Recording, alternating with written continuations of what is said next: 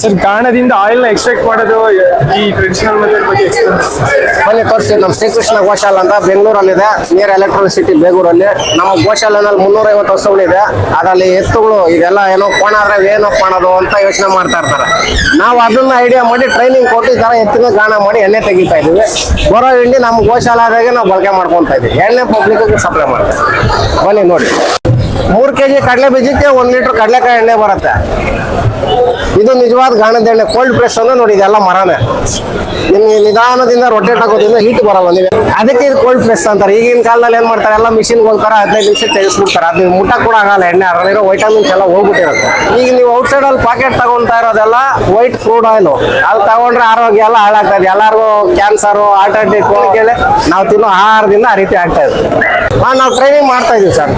ಯಾರಿಗಾರು ಬೇಕಾದ್ರೆ ಈ ತರ ಮಾಡ್ಕೊಡಿ ಅಂದ್ರೂ ಮಾಡಿಸ್ಕೊಡ್ತೀವಿ. ನಮ್ಮ ದೇಶದಲ್ಲಿ 35 ತಳಿ ಇದೆ. ಅದರಲ್ಲಿ ನಮ್ಮ ಗೋಶಾಲೆಯಲ್ಲಿ 30 ದೇಸಿ ತಳಿ ಇದೆ. ನಮ್ಮ ದೇಸಿ ಹಸುಗಳಲ್ಲಿ ಬಂದು ಒಂದು ಹಸು ಇಟ್ಕೊಂಡ್ರೆ 30 ಎಕರೆ ನೀವು ವ್ಯವಸಾಯ ಮಾಡ್ಬೋದು. ಯೂರಿಯಾ DAP ಏನು ಇಲ್ದಿರವೆ ಸಾವಯವ ಪದಾರ್ಥ ಅಂದ್ರೆ ಜೀವಾಮೃತ ಮಾಡಿ, ಏನು ಗೊಂಜಲ ಮತ್ತೆ ಸಗಣಿಯಿಂದಾನೆ 30 ಎಕರೆ ವ್ಯವಸಾಯ ಮಾಡ್ಬೋದು. ಅದರಿಂದ ದೇಸಿ ಹಸು ಸಾಕ್ಬೇಕು. HF ಜೆರ್ಸಿ ಎಲ್ಲ ಸಾಕಿದ್ರೆ ವ್ಯವಸಾಯ ಮಾಡ್ಲಿಕ್ಕೆ ಆಗಲ್ಲ. ಸುಮ್ಮನೆ ಹಾಲು ಕರಿಯತ್ತೆ, ಹಾಲು ಕೊಡೋಕೆ ಅದೇನು ಕೆಮಿಕಲ್, ಡೈಲಿ ಇಂಜೆಕ್ಷನ್ ಹಾಕ್ಸೋ, ಮೆಡಿಸಿನ್ ಹಾಕ್ಸೋ ಏನು ಉಪಯೋಗ ಬರಲ್ಲ. ದೇಸಿ ಹಸುಗಳಲ್ಲಿ ಎಲ್ಲದಕ್ಕೂ ಸೂರ್ಯನ ಕೆತ್ತಿ ನಾಡು ಇರುತ್ತೆ. ಎಲ್ಲದ್ರಲ್ಲೂ ದುಬ್ಬ ಇರುತ್ತೆ.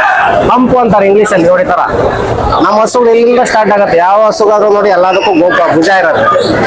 ಅದಿದ್ರೇನೆ ಹಸು.